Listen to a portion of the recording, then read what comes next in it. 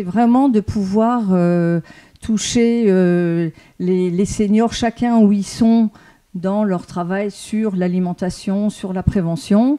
Et c'est vrai que finalement, au travers de ces 3 groupes, on a pu se rendre compte que les priorités n'étaient pas les mêmes. C'est vrai que sur la résidence autonomie, on touche plus des sujets liés à la dénutrition.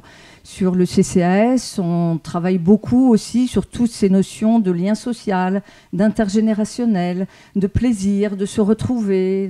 Et puis sur le centre social aussi, d'essayer de travailler sur, de relier les quartiers, de relier les seniors. Et c'est vrai que sur la ville d'Écully, je pense qu'il en est de même aussi sur la ville de Meyzieux, on insiste beaucoup sur ces notions d'intergénérationnel, de transmission. Et c'est vrai que les seniors sont vraiment ces vecteurs de transmission pour leurs enfants, les petits-enfants.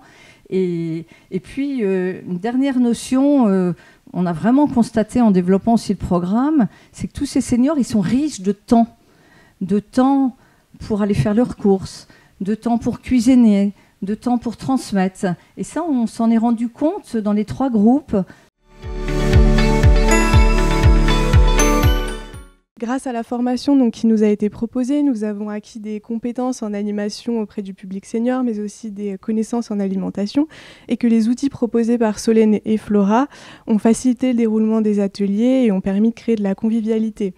Je pense notamment au module 4, donc l'atelier culinaire, qui a pu permettre de créer de l'entraide et de la solidarité au moment d'effectuer les recettes. Ça a permis de réellement monter en compétence, je trouve, pour les animateurs, donc les professionnels en règle générale sur Écully, et justement d'en apprendre davantage et de pouvoir retransmettre ça à nos participants. Je trouve ça vraiment, vraiment très intéressant. J'ai appris à découvrir des collègues que je ne connaissais pas, puisque ça a été multipartenarial avec le centre social, l'EVAD, l'épicerie sociale, le pôle senior. Et c'était une très belle expérience humaine, d'abord, et professionnelle, parce que le fait de travailler avec des instituts comme Paul Bocuse, écoutez, ça ne se fait pas tous les jours.